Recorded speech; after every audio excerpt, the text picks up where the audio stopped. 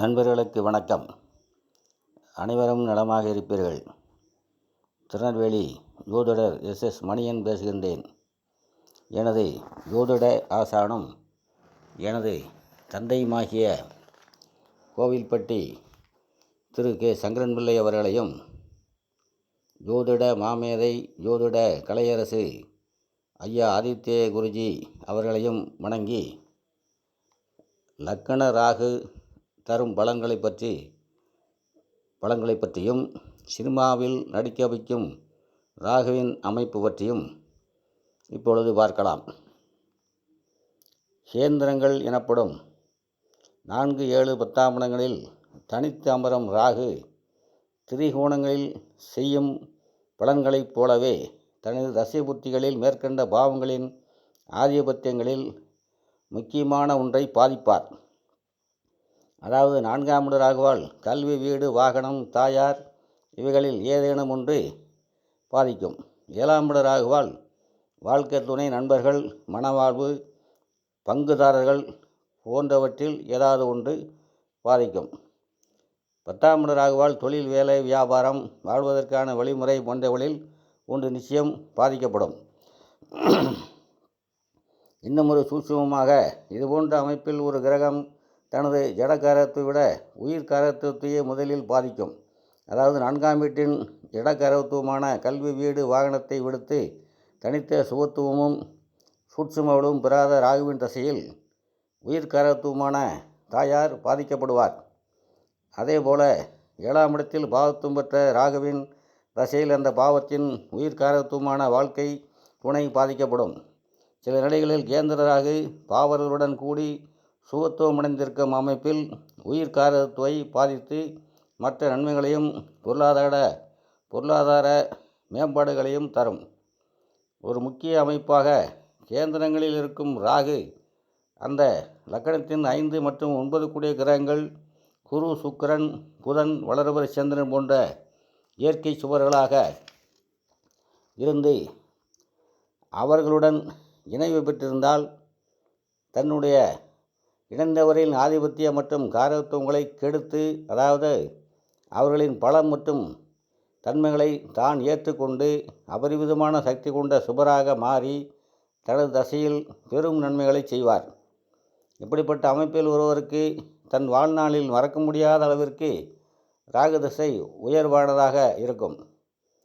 அடுத்து கேந்திரத்திற்கும் கோணத்திற்கும் பொதுவான லக்கணத்திற்கும் ராகு என்ன செய்வார் என்பதை பற்றி சொல்லும் முன், கேந்திரம், திரிகோணம் என்று சொல்லப்படும் 1, 4, 7, 10 மற்றும் 1, 5, 9ஆம் இடங்கள் திரிகோணம் இடங்கள் அவ்வளவு சிறப்பாக சொல்லப்படுவது ஏன்? அதன் சூட்சமம் என்னவென்றால், திரிகோணங்கள் எனப்படுபவை ஒரே நட்சத்திரங்களை உள்ளடக்கிய 3 வித்தியாசமான ராசிகள்.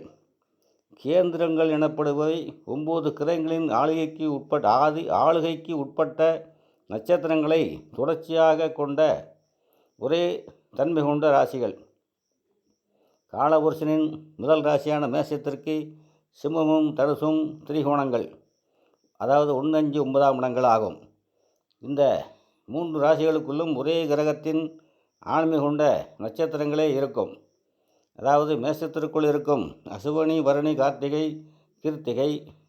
அடுத்ததாக சிம்மத்திற்குள் அமைந்த மகம், பூரம், உத்திரம் மற்றும் தனுசுவில் அடங்கும் மூலம், பூராடம், உத்திராடம் ஆகிய 3 நட்சத்திரங்களும் கேது, சுக்கிரன், சூரியன் ஆகிய கிரகங்களின் ஆளுமையை குறிப்பவை. மேலும் மேஷம் சரராசி, சிம்மம் சரராசி, தனுசு உபயராசி என திரிகோண ராசிகள் 3ம் வெவ்வேறு தன்மை கொண்ட ராசிகள். இதைப் போலவே ஒவ்வொரு ராசிக்கும் அதன் திரிகோண ராசிகள் ஒரே நட்சத்திரங்களை உள்ளடக்கியதாக இருக்கும். கேந்திரங்கள் எனப்படும் 1, 4, 7, 10 இடங்களை கவனித்தால் மேஷத்தின் கேந்திரங்களான கடகம், துலாம், மகரம் ஆகிய ராசிகள் அமையும். இவற்றில் மேஷத்தில் அசுவனி, பரணி, கிருத்திகை 1ஆம் பாதம் என ஆரம்பித்து மகரத்தின் உத்திராடம் 2, திருவோணம், அவிட்டம் 2இல் தொடர்ந்து துலாத்தில் சித்திரை 3, சுவாதி, விசாகம் 3இல் நீடித்து கடகத்தின் புனர்பூசம் 4, பூசம், ஆயில்யம் என 9 கிரக நட்சத்திரங்களையும் தொடர்ச்சியாக உள்ளடக்கி முடியும். அதோடு இந்த ராசிகள் அனைத்தும் சரராசிகள் மட்டும் என்பதைப் போல் அனைத்து கேந்திர ராசிகளும் சரராசிகளாகவோ அல்லது சிறராசிகளாகவோ உபயராசிகளாகவோ மட்டுமே இருக்கும், கலந்து வராது. இவைதான் கேந்திர கோணங்களின் சிறப்பு. அடுத்து லக்கணம் என்பது ஜாதகரை, அதாவது உங்களைத்தான் குறிக்கிறது. ஒருவது லக்கணம் எது, லக்கணாதிபதி யார், லக்கணத்தோடு சம்பந்தப்படும் கிரகங்கள் எவை என்பதை வைத்து உங்களை பற்றி 100% துல்லியமாக சொல்ல முடியும். அதோடு ராகு என்பது ஒரு இருட்டு என்று ஏற்கனவே சொல்லியுள்ளோம். எனவே லக்கணத்தில் ராகு இருந்தால் நீங்கள் இருளில் நிற்கிறீர்கள் என்ற அர்த்தம். அதாவது உங்களை, உங்கள் திறமைகளை யாரும் கவனிக்க முடியாது மற்றும் பார்க்க மாட்டார்கள் என்று அர்த்தம். எனவே லக்கணத்தில் ராகு இருப்பது சிறப்பான நிலை அல்ல. பாவக்கிரகங்களான செவ்வாய், சனியின் ராசிகள் லக்கணங்களாகி அதில் ராகு இருந்து பாவிகளின் தொடர்பை அவர் பெற்றிருப்பின் அந்த ஜாதகர் முன்கோபம், பிடிவாதம், குறுகிய மனப்பான்மை, சுயநலம், தந்திரப்போக்கு, நன்றி மறத்தல், முட்டாள்தனம் போன்ற குணங்களை கொண்டிருப்பார். அதிலும் மேசம் லக்கணமாகி ராகு அதில் இருந்து ராகு கேதுக்களுடன் இணையாத செவ்வாயின் பார்வையை ராகு பெற்றிருந்தால் அந்த ஜாதகர் கடுமையான முன்கோபக்காரராகவும் முரட்டுத்தனம் உடையவராகவும் இருப்பார். அதோடு விருச்சகம், மகர கும்பங்களில் ராகு இருந்து அஷ்டமாதிபதியின் இனவை நெருக்கமாக பெற்றிருந்தால் தற்கொலை எண்ணத்தை தூண்டுவார். ராகு அல்லது எட்டுக்குடையவரின் தசாபுத்திகளில் ஜாதகர் தற்கொலை வரிசைகளில் இறங்கி வெற்றி பெறக்கூடும். விஷமருந்தியோ தூக்கு போட்டோ கொண்டோ தன் மரணத்தை தேடிக்கொள்ள வைப்பவர் ராகு. சில நேரங்களில் சிலர் கொடூரமான முடிவுகளை தேடிக்கொள்வதும் இவரால் தான். லக்கணத்தில் சுபத்துவமோ சூட்சுமோ பெறாத ராகு இந்த வேலைகளை செய்வார். பாவிகளுடன் தொடர்பு கொண்ட ராகு லக்கணத்தில் இருந்தால் உடல்நலம், மனநலம் இரண்டையும் தனது தசை புத்திகள் பாதிப்பார். லக்கணத்திலிருந்து இயற்கை பாவியான 6ஆம் இடத்தோடு சம்பந்தப்படும் ராகு மன நோயாளிகளை உருவாக்குவார். ஆனால் லக்கணத்தில் சுபருடன் இணைந்தோ சுபரால் பார்க்கப்பட்டோ சுபரின் வீடுகள் லக்கணமாகி அதில் அமர்ந்த ராகுவோ இது போன்ற கெடுபலங்களை செய்வது இல்லை. ராகு எப்போதுமே தான் இருக்கும் வீட்டின் அதிபதியையும் தன்னை பார்க்கும் மற்றும் தன்னோடு இணைந்தவர்களின் குணங்களையும் பிரதிபலிப்பவர் என்பதால் சுபரின் வீடுகளான ரிஷபம், துலாம், மீனம், தனுசு போன்ற ராசிகள் லக்கணங்களாகி அதில் சுபரோடு இணைந்து அல்லது சுபரால் பார்க்கப்பட்டு இருந்தால் பெரும் நன்மைகளை செய்வார். புதனும் சந்திரனும் கட்டுக்கு உட்பட்ட சுபர்கள் என்பதால், அதாவது பாவிகளுடன் சேராத தனித்த புதனும் வளர்வரை சந்திரனும் மட்டுமே சுபர்கள். அவர்கள் பூரண சுபத்துவம் பெற்றிருக்கும் நிலையில் அவர்களின் வீடுகளான மிதுனம், கன்னி, கடகத்தில் இருக்கும் ராகு மற்ற சுபர்களுடன் தொடர்பு கொண்டிருக்கும் நிலையில் நற்பலன்களை தருவார். ஆயினும் பொதுவாக ராகு லக்கணத்தில் அமர்வது நல்ல நிலை அல்ல. லக்கண ராகு ஜாதகரை பிரகாசிக்க இயலாமல் செய்வார். இருட்டு உங்கள் மேல் படர்ந்திருந்தால் என்ன ஆகும்? நீங்கள் வெளியே தெரிய மாட்டீர்கள். உங்களுடைய திறமைகள் வெளிவர முடியாத சூழ்நிலை இருக்கும். மேலும் லக்கண ராகு உடல், மனம் இரண்டையும் பாதிப்பார். நல்ல குணங்களை தள்ளிப்போகச் செய்வார். அடுத்ததாக சினிமாவில் நடிக்க வைக்கும் ராகு. ராகு கேதுக்கள் நிலக்கிரகங்கள் என்று அழைக்கப்படுவதன் காரணம் அவை உண்மையில் பருப்பொருளுடைய கிரகங்களே அல்ல என்பதுதான். அதாவது ராகு கேதுக்கள் வெறும் தோற்றங்கள் மட்டும்தான், அவற்றிற்கு ஒரு நிஜமான வடிவம் கிடையாது. இவை நிழல்கள் என்று சொல்லப்பட்டாலும் நிஜத்தில் பூமிக்கு வெளியே வியாபத்திருக்கும் ஒரு நகரும் இருட்டுகள்தான். பூமி சூரியனை சுற்றி வரும் சூரிய பாதையும் சந்திரன் பூமியை சுற்றி வரும்போது அதுபோன்ற பாதையின் விரிவுபடுத்தப்பட்ட நிலையும் சந்தித்து கொள்ளும் அல்லது வெட்டி கொள்ளும் 2 புள்ளிகள்தான் ராகு கேதுக்கள் என அழைக்கப்படுகின்றன. இந்த 2 புள்ளிகளையும் ஒரே நேர்கோட்டில் இணைக்க முடியும்.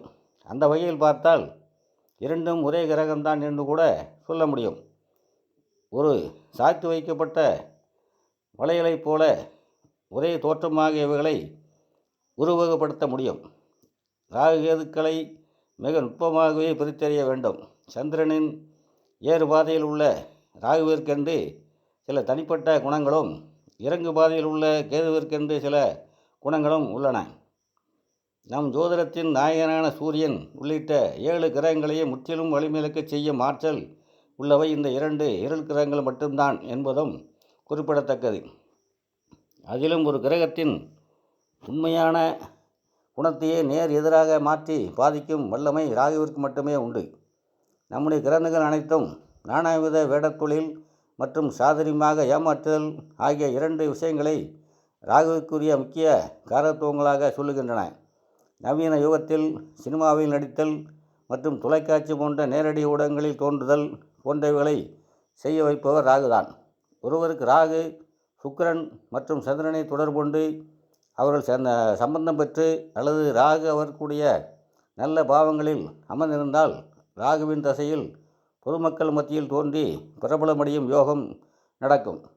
அதோடு ஒயிட் காலர் கிரைம் எனப்படும் நாகரிக குற்றங்களை செய்ய வைப்பவரும் ராகுதான். சாதுரியமாக ஏமாற்றுதல் எனும் பிரிவில் லாட்டரி சீட்டுகளையும் மற்ற பிற சூதாட்டங்களையும் சேர்க்கலாம் என்பதால் இதுபோன்ற துறைகளில் நல்ல பாவங்களில் அமர்ந்த ராகு தனது தசையில் ஏராளமான பண லாபத்தை அள்ளித் தருவார்.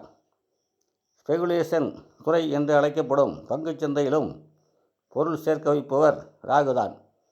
தற்போது புதிதாக கிளம்பும் ஈமு கோழி வளர்ப்பு, அதிக வட்டி தருகிறோம் என ஆசை காட்டுதல், மகளிர் சுய குழுக்கள் மூலம் படம் தருகிறோம் என்று ஏமாற்றுதல், தேக்கு மரம், மூலிகை செடி வளர்ப்பு போன்ற குறுக்கு வழி சிந்தனைகள் அனைத்திற்கும் காரணகர்த்தா ராகுதான். அதே நேரத்தில் இப்படிப்பட்ட சிந்தனைகளையும் செயல் திட்டங்களையும் தருகின்ற ராகுவுக்கு சுபர்களின் பார்வையும் தொடர்பும் இருக்கும் பட்சத்தில் ஜாதகர் சிறிய தண்டனையோடு சட்டத்தின் பிடியிலிருந்தும் தப்பி விடுவார். அதோடு ராகுவின் தசை நடக்கும்போதே ஒரு நபருக்கு சோதிடம், ஆன்மீகம் போன்றவைகளிலும் ஈடுபாடு உண்டாகும். சிலருக்கு ராகுவின் தசை புத்திகளில் ஜோதிடம் மற்றும் அந்நிய மொழி கற்றுக்கொள்ள வாய்ப்பு கிடைக்கும். குறிப்பாக பாவத்துவ வலுப்பெற்ற ராகு ஒருவரை பிளாக் மேஜிக் எனப்படும் மந்திர தந்திரங்கள், மாந்திரீகம் போன்றவைகளை கற்க வைப்பார். சுவரோடு சேர்ந்து சுவர் வீட்டில் இருக்கும் ராகு ஒருவரை தனது தசையில் ஜோதிடராக புகழ் பெற வைப்பார். ஒரு சரராசியில் மேசம், கடகம், துலாம், மகரம் ராகு இருந்து அந்த பாவம் லக்கணத்திற்கு 3, 11ஆம் இடங்களாக அமைந்து அந்த ராகுக்கு வீடு கொடுத்த கிரகம் உச்சம் பெற்று 5 அல்லது 9 குடையவன் சாரத்தில் இருக்கும் ராகுவின் தசை வருமானால் அந்த ஜாதகர் ஏழ்மையான நிலையில் பிறந்திருந்தாலும் மறைமுகமான வழியில் நூற்றுக்கணக்கான கோடிகளை சம்பாதிப்பார் என்பது உறுதி. அதேபோல ராகு தனது தசை புத்திகளில் அந்நிய தேசம் சென்று பொருள் தேட வைப்பவர். ஜோதிடக்கலை உருவான காலத்தில் நமது இந்தியா 56 தேசங்களாக பிரிக்கப்பட்டு இருந்ததால் ஹைதராபாத், மும்பை, டெல்லி போன்ற வடமாநிலங்கள் கூட ஜோதிடப்படி வெளி தேசங்கள்தான். சரராசிகளில் வலுவாக அமர்ந்த ராகுகேதுக்கள் தங்களது தசை புத்திகளில் ஜாதகரை வெளியிடங்களுக்கு அனுப்பி வைப்பார்கள். மேலும் ஒரு முக்கியமான காரத்துவமாக அந்நிய மொழிகளை கற்றுக்கொள்ளுதல், குறிப்பாக ஆங்கிலம், ஹிந்தி மற்றும் வேற்று மதத்தவரை விரும்புதல், நட்பு கொள்ளுதல் போன்றவைகளையும் நடத்துபவர்கள் ராகுகேதுக்கள் தான். சில நிலைகளில் ராகு இஸ்லாமிய மதத்தையும் கேது கிறிஸ்துவ மதத்தையும் சுட்டி காட்டுவார்கள். இப்பொழுதுமே ராகுவின் தசை நடந்து கொண்டிருக்கும் பொழுது ராகு திசை சுக்கிர புத்தியிலிருந்தே ஒரு திருப்பம் இருக்கும். ஒரு ஜாதகருக்கு ராகு திசை நல்ல படங்களை தந்து கொண்டிருந்தால் சுக்கிர புத்திக்கு பிறகு வரும் கடைசி 3 புத்திகளில், அதாவது சூரிய, சந்திர, செவ்வாய் புத்திகளில் மாறுபாடான கெடுபலங்களை செய்வார். ஏற்கனவே ராகு திசையில் கெடுதலான பலன்கள் நடந்து கொண்டிருந்தால் மேற்கண்ட 3 புத்திகளிலும் சற்று மூச்சு விட்டு கொள்ளும்படியான ஒரு சுமூக நிலையை ராகு தருவார். ராகு திசையின் மேற்கண்ட அந்தரங்களிலும் இதை உணரலாம். இதற்கு ராகுவிற்கு சூரிய, சந்திர, செவ்வாய் மூவரும் பகைவர் என்பது காரணம். ராகு எப்போதுமே சூரிய சந்திரர்களை கடும் பகைவராக எண்ணுபவர். கிரகணம் உண்டாவதே ராகுகளால் தான். அதாவது மூல ஒளிக்கிரகங்களான சூரிய சந்திரனை மறைத்து இருளாக்கும் தன்மை ராகுகளுக்கு மட்டுமே உண்டு. என்பதால்தான் சூரிய சந்திரர்களுக்கு ராகுகளுக்கும் பகை என்பது உண்டாயிற்று. இதை புரியும்படி விளக்கவே நமது ரிஷிகள் பாற்கடலில் பிறந்த